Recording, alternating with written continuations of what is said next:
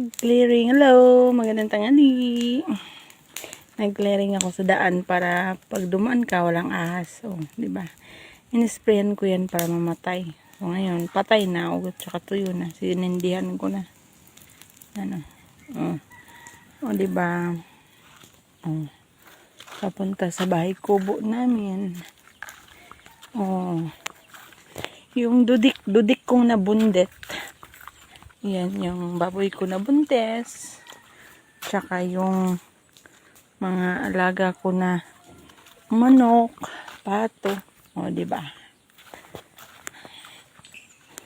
Konting tiyaga-tiyaga pa. Ayan. Yung isa kong baboy na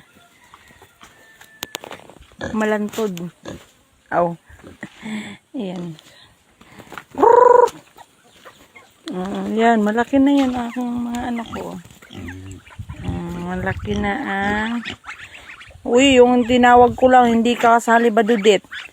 Yung mga manok at saka pato yung tinawag ko. Ayan po.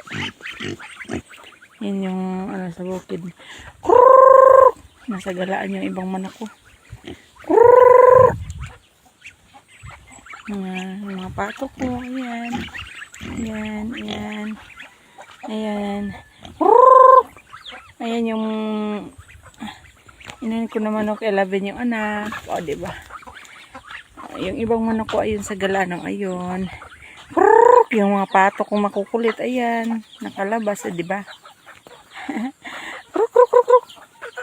O, diba nakakatuwa? Dahil marami ka nang makikita, o. Diba? Tsaka malinis dito, kawawalis ko lang.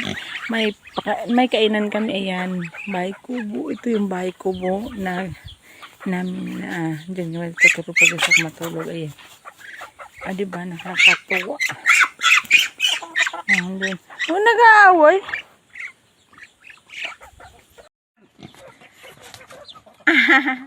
Namukan kayong baboy.